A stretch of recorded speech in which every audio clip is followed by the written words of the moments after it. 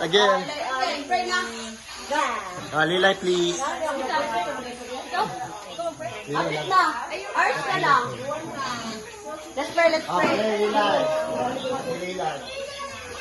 Sige na, keep quiet ka tayo.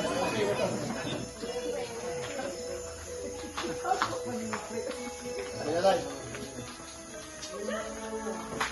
Okay, mag-pray ta.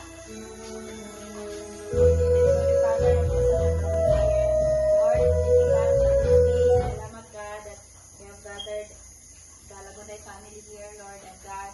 We know, Lord God, that you are the head of this family, Lord, and you have blessed them so much, Lord God.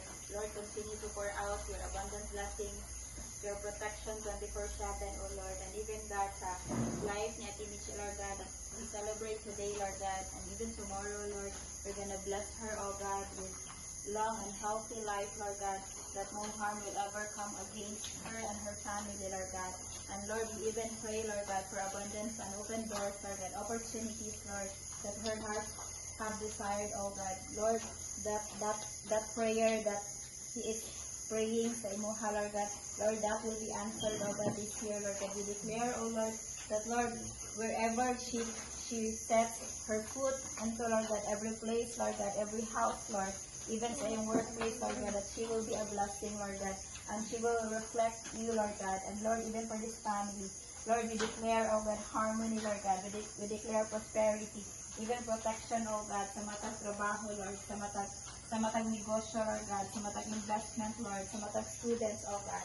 And Lord, we thank you, and we celebrate your goodness in this family, Lord. Tonight, Lord God, it is you, Lord, who will receive the glory.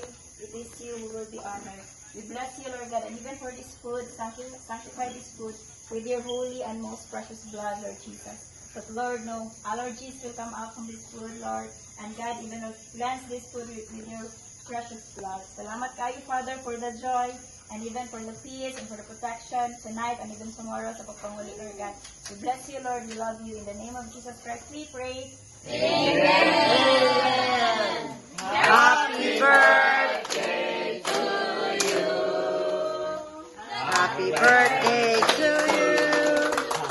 Happy birthday